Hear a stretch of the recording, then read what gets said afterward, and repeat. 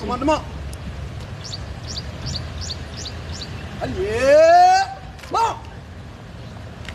Le tapis rouge déroulé. La République démocratique du Congo, par son président, étale toute son hospitalité pour recevoir son hôte de marque.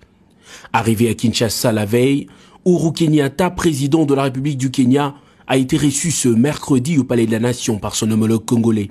Félix-Antoine Tshisekedi et son hôte, qui avaient à leur côté leurs délégations respectives, ont dans un premier temps échangé sur les termes d'un renforcement de la coopération existante entre les deux pays. Les parties en échange se sont engagées non seulement à consolider leur coopération bilatérale stratégique, mais aussi à donner un nouvel élan à sa portée et à son ampleur. Uhuru Kenyatta et Félix-Antoine Tshisekedi se sont ensuite retirés pour un tête-à-tête au cours duquel ils ont mis l'accent sur l'expansion de la coopération bilatérale et le commerce, ce qui explique la signature de 4 instruments bilatéraux de coopération, notamment un accord général de coopération, un autre accord de coopération en matière de sécurité, un 3e accord de coopération en matière de défense et un tout dernier sur la gestion du fret maritime. Des accords qui, selon Uhuru Kenyatta, seront soutenus par une série d'actions. Toujours dans le cadre de renforcer les relations entre nos deux pays, le Kenya s'engage à ouvrir un consulat général à Goma ainsi qu'un consulat honoraire à Lubumbashi, toujours dans le cadre de renforcer nos relations entre nos deux pays. Ces actes pris vont aider les deux pays à abolir les restrictions de l'immigration afin de permettre les meilleurs échanges commerciaux et de développer des infrastructures pour encourager l'intégration, les mouvements de personnes et de biens, ainsi que la paix, a souligné le président Kenyatta, qui a également remercié son homologue pour le soutien à la candidature du Kenya comme membre non permanent du Conseil de sécurité des Nations Unies. Les deux chefs d'État ont également noté avec inquiétude au cours de leur discussion le fléau du terrorisme et de l'extrémisme qui continue de se manifester sur tous les continents.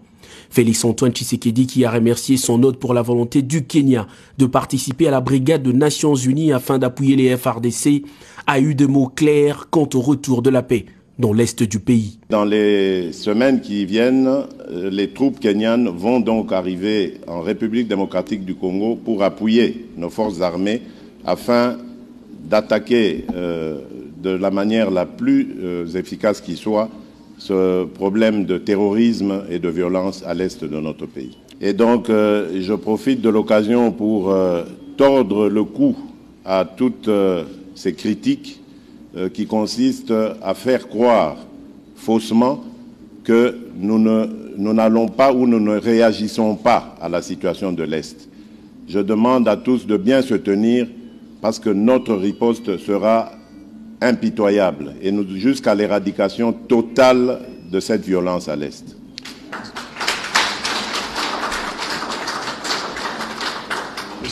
La RDC veut se servir de l'exemple du Kenya dans la lutte pour la corruption et le blanchiment de capitaux afin de mieux mobiliser les recettes et faire face aux différents problèmes, a déclaré Félix-Antoine Tshisekedi, qui a annoncé des grandes réalisations dans le domaine des infrastructures.